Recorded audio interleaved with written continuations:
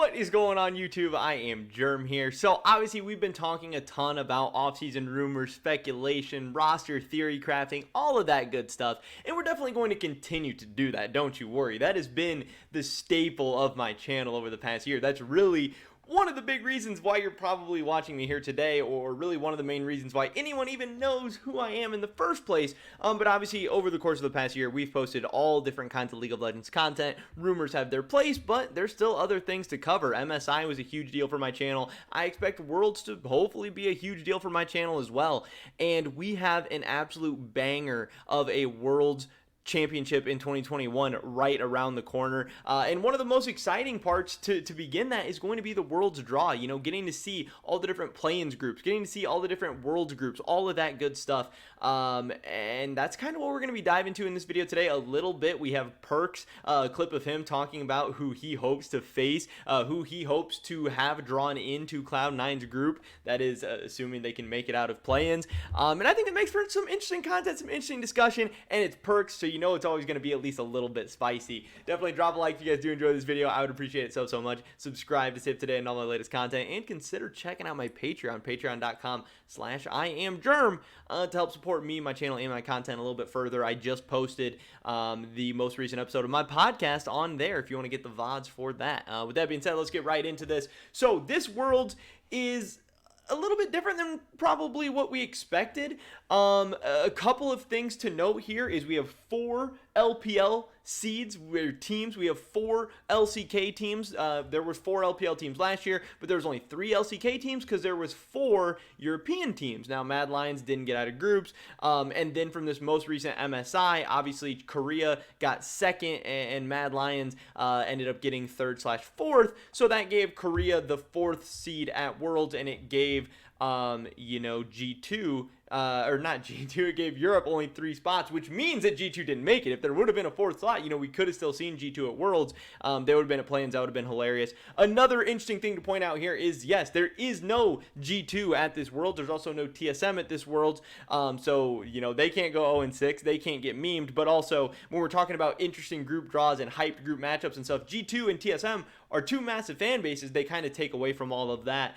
Just a little tiny bit takes away from some of the hype of the tournament. But also with 4 LPL and 4 LCK teams, that means we're going to get some crazy stacked groups. We're going to get some really, really insane ones. If those teams can make it through play-ins, again, we'll see how that all goes. But yeah, this is going to be a fun world. This is going to be exciting. We'll get to see, is LPL really as good as everyone says they are? Are they clearly the best region in the world? Who's the 2nd best region in the world? Is NA better than, like PCS? Can NA get out of groups this year? All of those questions and more are going to get answered. So first, let's take a look, I don't know why I can't talk, at this clip from Perkz. This is from League Player Clips. Perkz talks about his dream group for C9 during Worlds. Let's dive into Perkz' head, see what he's thinking as far as what an ideal group draw would be, because again, there's going to be a ton of groups of death. There's going to be a ton of hard groups. There's going to be a ton of impossible groups, but it's going to be hard to find an easy group. It's going to be hard to find a group that you're confident or happy about, especially as the 3 seed coming out of North America. But let's see what he says. If it loads. What would be the dream group for Cloud9? I wonder, actually. I think it would be like getting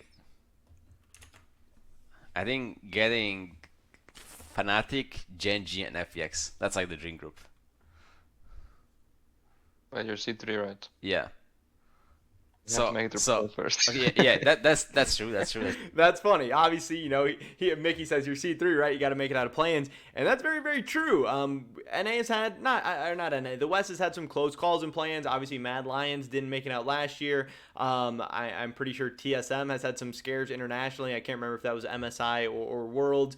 Yeah, I don't know. Especially Cloud9, who they're not really looking the best coming into Worlds. They got beat by TL pretty handily. They got beat by 100 Thieves pretty handily, and there's a world where they could have gotten knocked out by TSM, and I really don't think TSM was all that good either. I do think Cloud9 will make it out of play-ins. I think they're going to be heavily favored to make it out of play-ins, but you never know. We'll have to see how it goes. It depends if it's Cloud9 or Crab9 at Worlds. That's true. That's true. That's also true. I'm just thinking, because getting seed 1 China is definitely good, because the difference between seed 1 China and seed 2 China is not that big, and the difference between seed 1 Korea and seed 2 Korea is pretty big. Yeah, and it's interesting that he points out that difference, and he actually leaves out the LEC there as well, because people are saying that the LPL is pretty stacked. A lot of people thought FPX was the best team. EDG ends up getting the 1 seed. So a lot of people are going to be scared of EDG and FPX pretty interchangeably. So, for the most part, people won't really care if they get that 1 or 2 seed from China. And either way, both of those teams are going to be expected to win their group. So then once you start talking about the other regions, would you rather have Damwon, who's clearly the best team in Korea, or, a team that's significantly below them? Or in Europe, you have Mad Lions, who's clearly the best team, and then Fnatic and Rogue are clearly below them. So if you get the 1 seed from China, it honestly ends up being better for you. So then you stay away from Damwon, you stay away from Mad Lions, and you end up getting a weaker Korean team or a weaker European team. Even if you don't think Cloud9 is better than Fnatic, or even if you don't think Cloud9 is better than T1 or Gen G or Rogue or whoever, that it's still, I get what he's saying, it would still be ideal. Then you also have the fact that PSG Talon has a pool 1 seed at this tournament. So, there's a world where you could get like a PSG Talon, maybe the 2 seed from China, and then like the 3 seed from Korea or something like that. You could get, Gen G, Cloud9, PSG Talon, and EDG, or and FPX, which that could make for some interesting groups too. Maybe you want to get PSG Talon, maybe you don't want to get PSG Talon because it makes the other 2 teams harder. There's a lot of different scenarios and everything going on. So getting True. So getting FPX. No, sorry, EDG is actually C1, right? Yeah, getting EDG.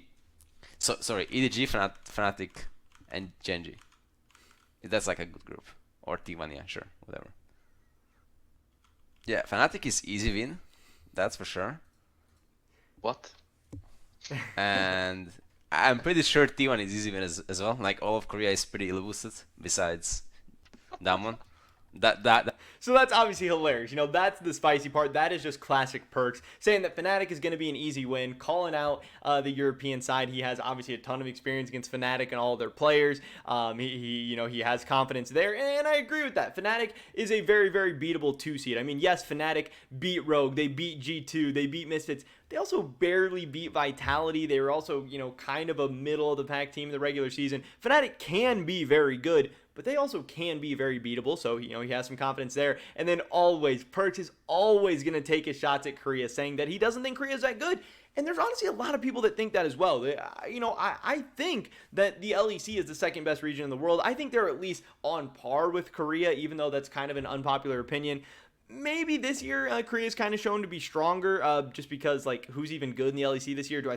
I'm not totally sold on Fnatic. I'm not totally sold on Rogue. Obviously G2 was kind of disappointing, but yeah, I could see a world where Cloud9 would have a chance in a group like that. And I love that Perkz is starting the trash talk early, that he's getting his jabs in already, calling out Fnatic, calling out all of Korea except for Damwon. He goes on in here to say that he is scared of Damwon. He is scared of pretty much all the LPL teams, but the lower teams in Europe, the lower teams in Korea, he's ready. Bring it on. Perkz and Cloud9 are ready. I love that he has this attitude. I love that he has this confidence. I love that he just brings the content all the time.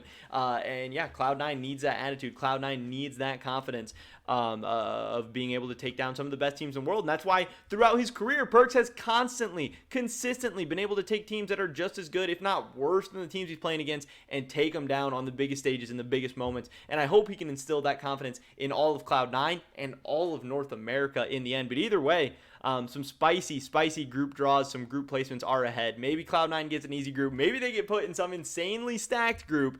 And I can't wait to find out what's going to happen. We'll definitely talk about the group draw on this channel when it does come. But until then, we're just thinking of all the different possibilities and getting the trash talk going. But that is pretty much it for this video today, guys. Definitely drop a like if you did enjoy it. I would appreciate it so much. Leave a comment down below. What kind of groups are you looking out for? What teams do you hope get put together? I would love to hear your guys' thoughts and opinions. Subscribe to stay up to date on all my latest content. Hopefully catch you guys in the next one. But until then, peace.